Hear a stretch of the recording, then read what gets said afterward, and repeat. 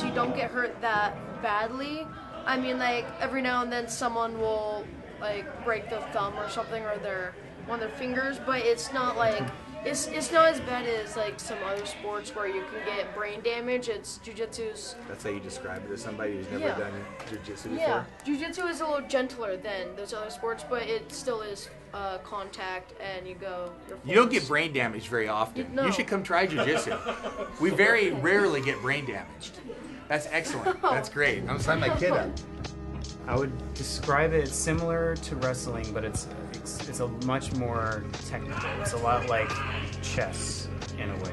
So it's like wrestling and chess. You can drill submissions like repeatedly with somebody. You're not as worried about injuring your teammate. I was a wrestler in high school about 25 years ago, but in the intervening time, I had done essentially nothing that you would consider athletic. I smoked for 18 years.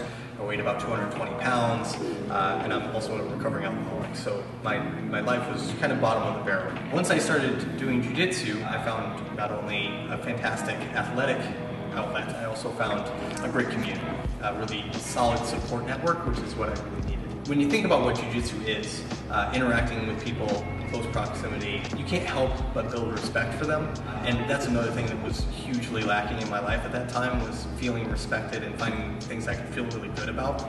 Now I can honestly say that I love myself, and jiu-jitsu has given that to me. So in a lot of ways, jiu-jitsu saved my life, and I'm not ashamed to say that. As like being a female too, I mean, initially I started in this sport when it wasn't as common for women to be doing it. Now it's blown up huge with the number of women that do it. I don't know why, maybe now more women are thinking about it because they see more women are doing it. Anybody can do this. We literally have a 3.5-year-old in our kids program that eats jiu-jitsu.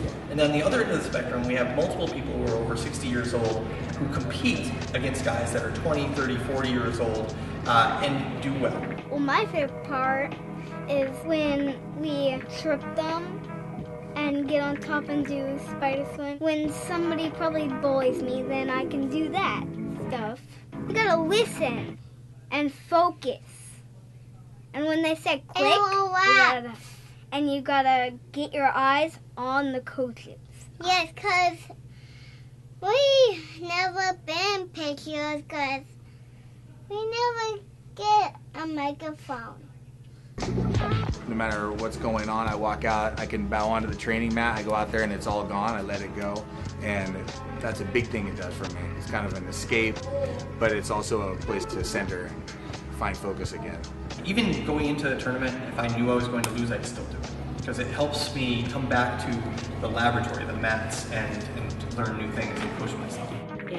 It starts adding things to your own life that you don't really realize, and you learn and grow from it in ways that you really did not expect coming from what it is.